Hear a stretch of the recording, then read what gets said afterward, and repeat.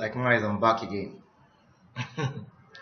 I just went. I hope you've rested, you've started doing my assignment or thinking about the assignment I asked you to do.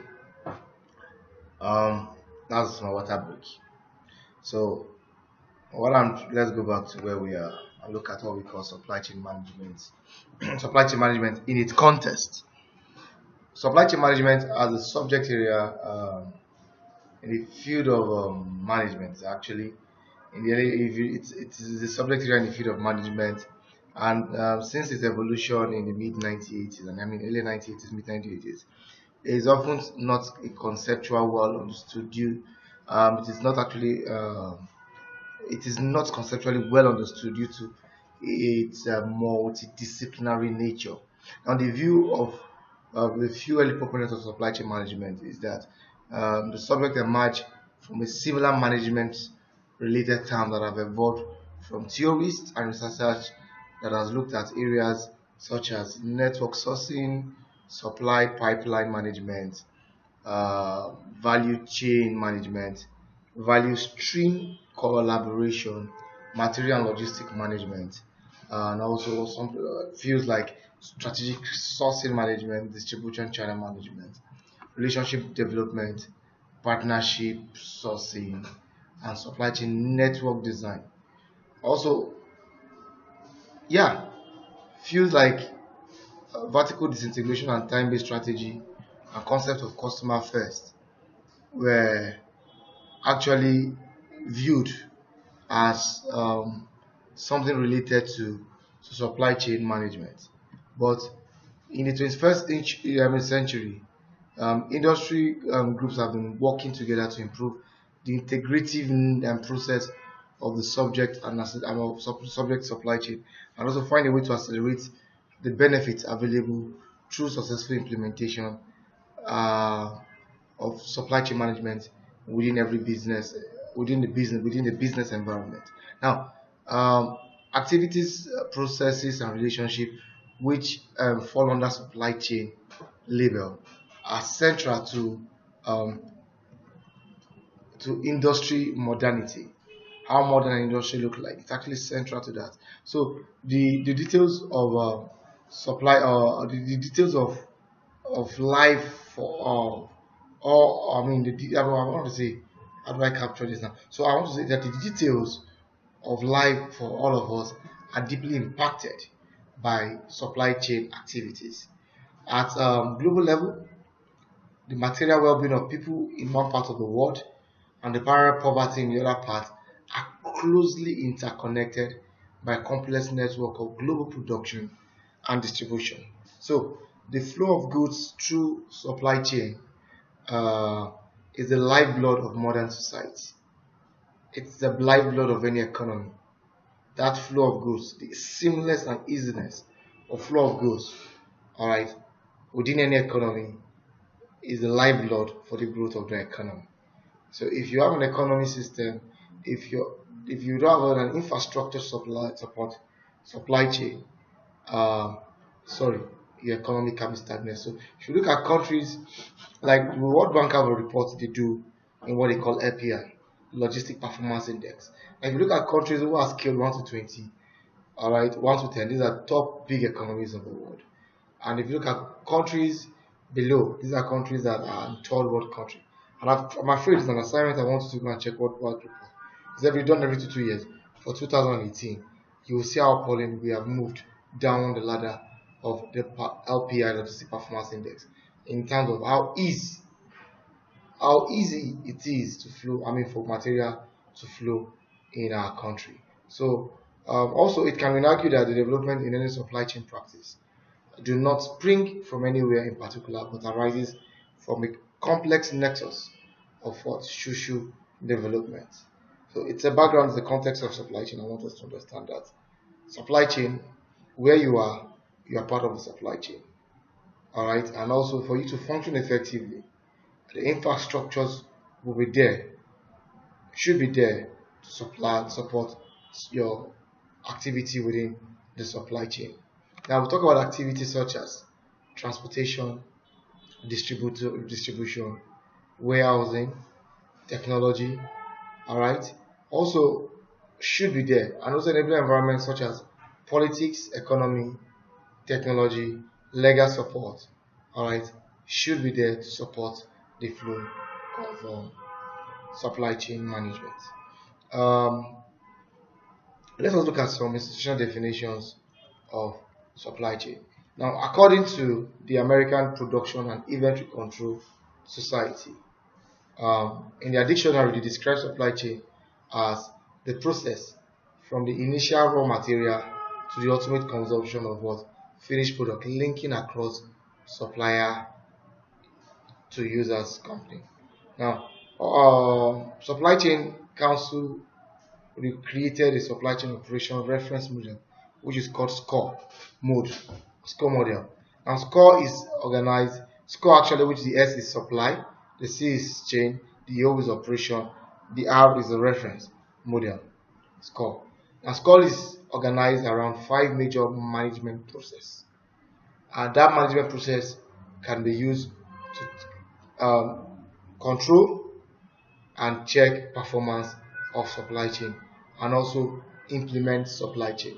And those five management process include: one, planning, plan, source, make, deliver, return. Now if you look at this management process, it spans across all customer interaction in terms of order entry through paid invoice, um, all physical material transaction, which covers like supplier to customer, which will include equipment, supplies, spare parts, bulk product, sometimes even technological software, and also cover all market interaction from understanding of aggregate demand uh, to that of fulfillment. So thus, even though SCORE looks at describing entire supply chain, one disclaimer in SCORE model is that it's, I repeat, it does not attempt to describe every business process or activity within the supply chain. So specifically, the model does not address things like sales and marketing. All right, it does not address things like product development.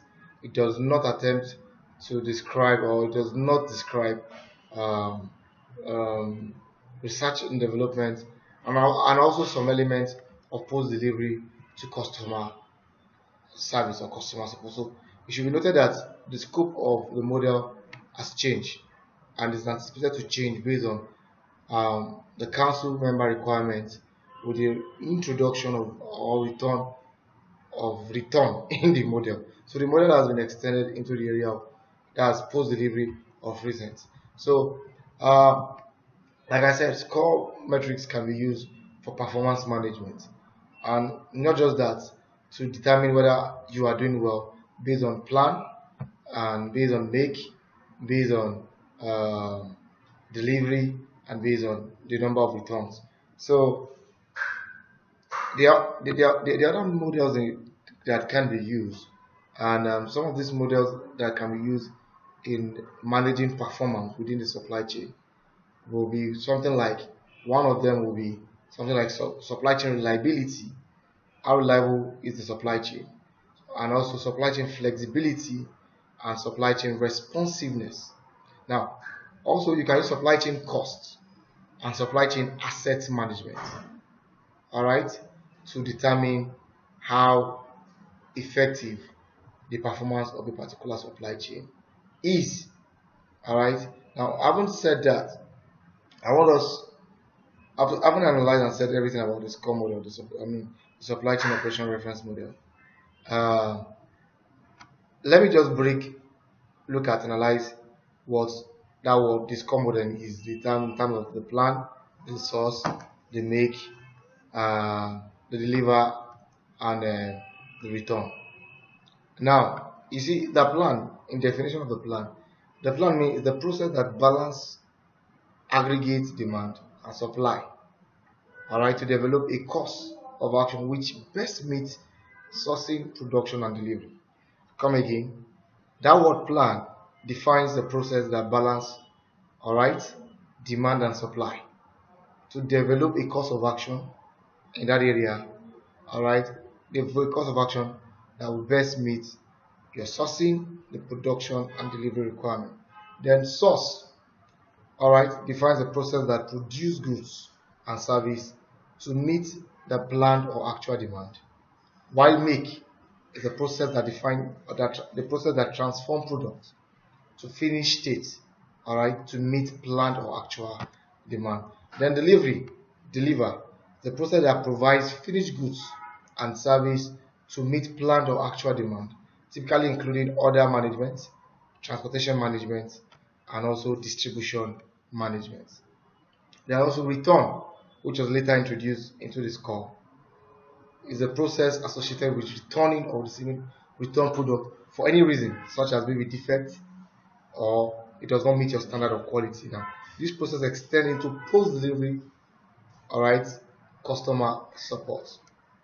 That's a definition of what an explanation of what each of the model is, which it has is called. So we can argue that logistics and supply chain management have important role to play in sourcing, in making, delivery, and recalling of products. All right. I give you an example. What we call return, recall or return. Volvo, Volvo is it Volvo or Volks? Yeah, Volks. I know number of days we've seen Toyota make a return or recall of cars. Volks also because of test issues with their carbon emission, they had to recall some of their vehicle back. All right. So supply chain management is the single most strategic way of ensuring success in an industry that's experiencing intense pressure, all right, and most pressing technological investment for facilitating supply chain superiority. All right, so it is key. Supply chain is strategic for success and the competitiveness of any organization. And one way to ensure that you can integrate your supply chain uh, easily is to use software or technology that is associated with logistical activity of order fulfillment like ERP, Enterprise Resource Package, WMS, Warehouse Management System, then Fleet Management and Tracking System, Distribution Management System. Then we have what we call Material Resource Planning System and the rest. Those can actually help integrate uh, the entire supply chain process. But one thing I want you to take home and to understand that that as a supply chain manager in the 21st century or business operating in the business 21st century, all right, the business approach of company versus company competition is being superseded now by supply chain versus supply chain competition. All right, particularly with companies having single sourcing relationship. Now, it would, however, it could, however, go in a way that uh, a more realistic perspective would be looking at individual members of supply chain will compete based on relevant capabilities of their supply chain network. So, with all this, we are trying to say that no matter where you are within the supply chain, all right, within your organization, for your organization to grow, you need to look at how effective, how well integrated is my supply chain, all right, to meet my current challenges. Look at now, our borders are all shut due to one thing, most due to the government policies in terms of clamping down of smuggling of rice. But I must remind you to know that some products that are produced, some products are sourced to be made here in Nigeria, outside Nigeria, maybe pepper for instance, Cameroon pepper or Ghanaian pepper. Now, all these, now if you're into, maybe you're making sauce, for example, a pepper sauce, and your major ingredient you rely on is a Cameroon pepper or a Ghanaian pepper, you have a problem bringing it into the country. Alright, because at first, before going international to source, you should look at the barrier of if government decide to close border today, how could I and how will I survive as a country? Alright. Now I'll give an example of a supply chain versus supply chain relationship where individual companies using their relevant capabilities. Now, Boss Corporation, they are a manufacturer of radio equipment. They develop a supply chain, a supply integration program known as a JIT, just in time. Now, this JIT they develop facilitated by radio frequency identification technology. And the facility allows various suppliers to have an implant office at Boss Corporation. Now, this helps them to personally interact with other suppliers and Boss personnel on a daily basis. Now, the supplier employees stationed at Boss have authority to place purchasing orders from Boss from their employer goods rather than having their the purchase order placed by Boss employee. So that's an example of what we call a supply, proper JIT. Now, the truth is they are not holding stock and the stock is owned by their supplier. So their supplier will have a desk representative at the organization of Boss Corporation. So whatever they run out of order, the sales representative at Boss, which is not an employee of Boss Corporation, we call the relevant supplier to say, look, Boss employee, Boss is out of this stock and this stock. Kindly supply. So they manage the inventory of Boss. For them, that is an example of supply integration and supplier development using technologies as it may be. Alright, now let's look at something called the structure of supply chain. What is the structure of supply chain? Now, organizations historically structure themselves into functions such as purchasing, production, distribution, marketing, and selling. Now, these functions work together simultaneously and manage different parts of the organization to achieve a set goal. So, as business network have developed and become more complex, the boundaries of organization have become less detached and somewhat blurred due to interdependencies. Now, it can be suggested that blurred boundaries have meant that individual organizations are no longer in competition, or rather, supply chain, supply chain comprises of particular organizations who are competing against other supply chain. Now, organizations involved in the supply chain are most often linked together through supplies of physical materials and products. Information flows and monetary flows. These are the things that link organization together now. Now these flows go both up and down the chain. Now, there's one popular term when I call up and down the chain is to look at the petroleum industry in Nigeria. Now, there's a terminology in the petroleum industry bill, for those of us who are current with what is happening in the industry, to say, look, we want to unbundle NNPC, to break it into what we call having the upstream sector, the downstream sector, and the midstream sector. Now, in that, like when they say unbundling NNPC, in that line is the fact that in the upstream sector of every production is that production where you have mining of raw material, all right, transportation of raw materials. Now those are the upstream sector of most production systems. Mining, sourcing it at the rawest form or the crudest form. These are some of the activities that occur in the upstream sector. Then the midstream is where you actually refine, you process, you convert, you add value to that crude, to that raw material, to something that is needed. Then the downstream is where the product has moved from the production site to the final consumer. That's why I go back to the petroleum industry in Nigeria, where you have, example, the upstream is the mining of crude oil from the creeks of Niger Delta and either taken it to Warri refinery or Kaduna refinery, or as we likely do, where we export employment and import unemployment, we ship out our crude to be refined in the foreign country. And the refinement is actually the midstream. And when it comes back to Nigeria, it is shipped via tankers to different depot or selling points where you go and buy for your cars. Those are the activity that takes place within the downstream sector. So again, so many things flows from the upstream down to the downstream. So a simple supply chain structure comprises of a firm that is positioned upstream and whose inputs feed into the supply chain, while those firms who take the finished product and move them to the final consumer are considered downstream.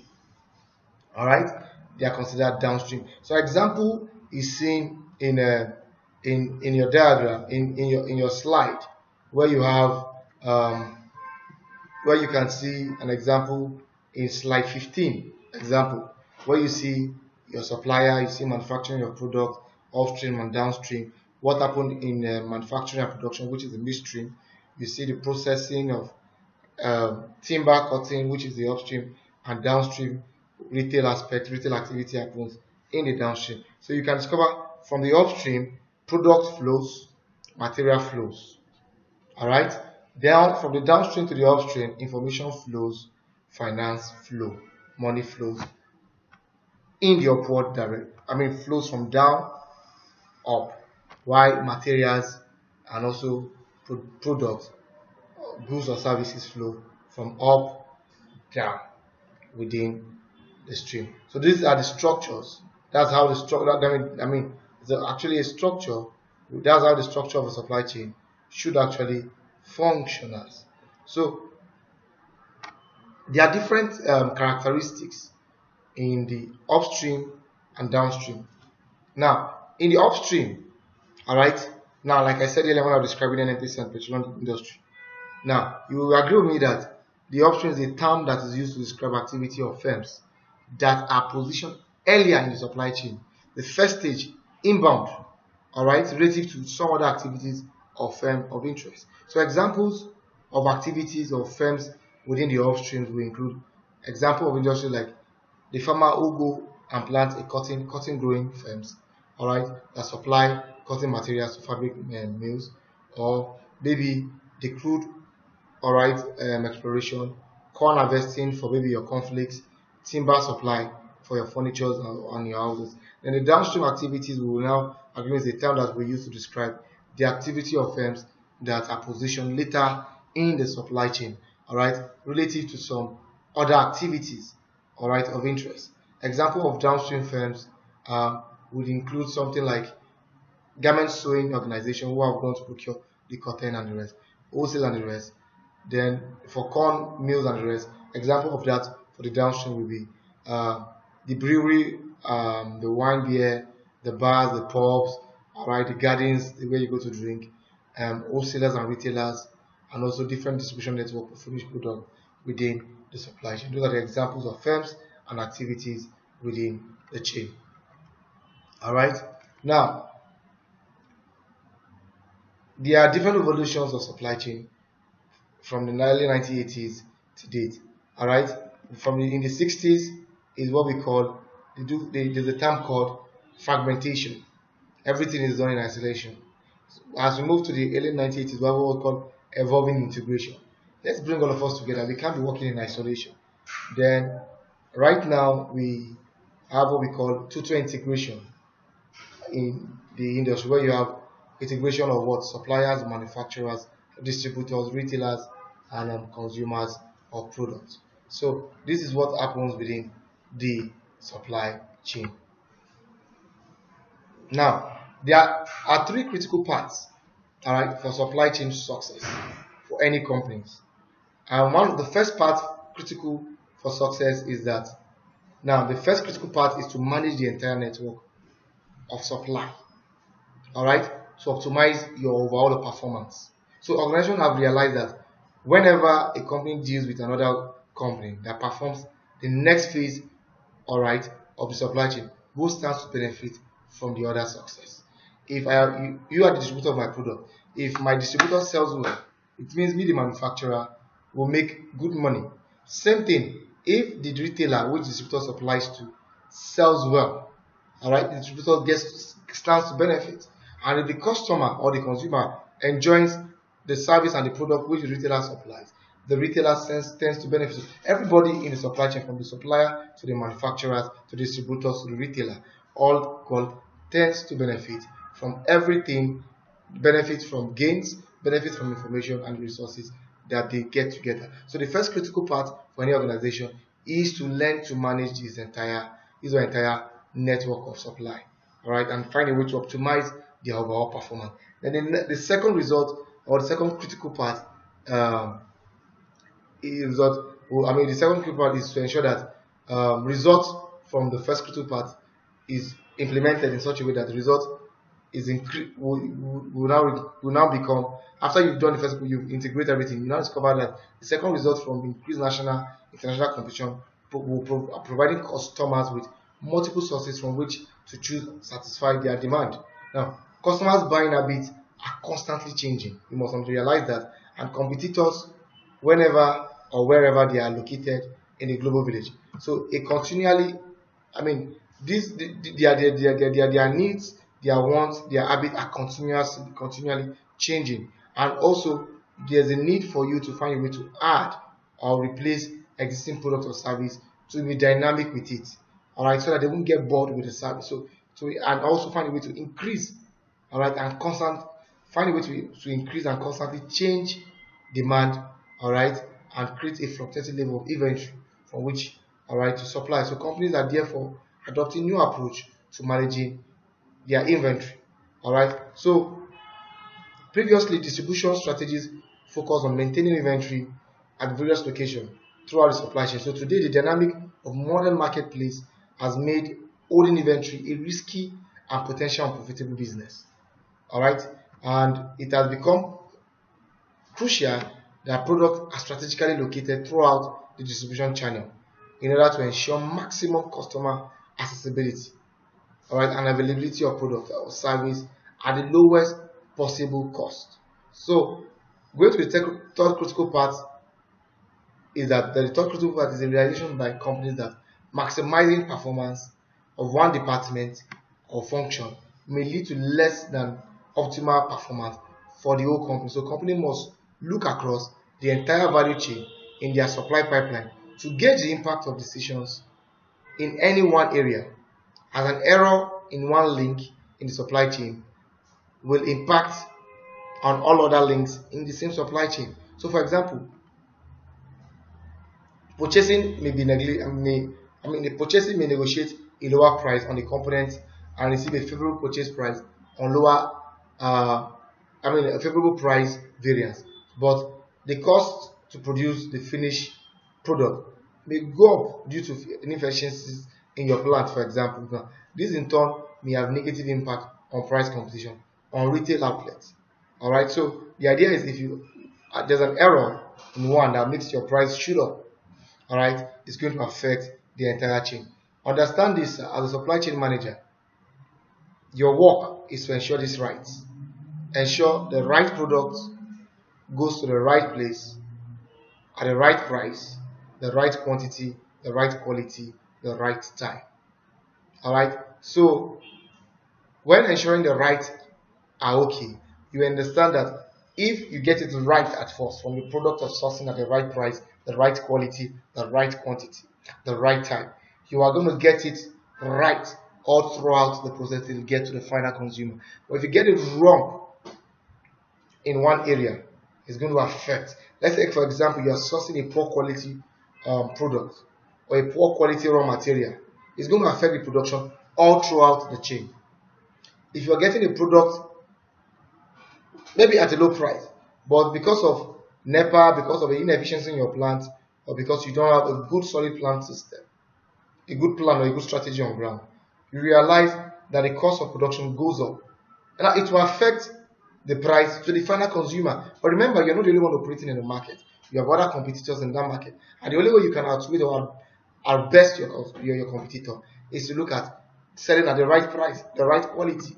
Because it will surely affect that. And once it affects your product, your customers will leave you and go to different place to get their product. So supply chain management today provides a considerable contribution to the economics of business development and has taken different meaning in different industries. So the development of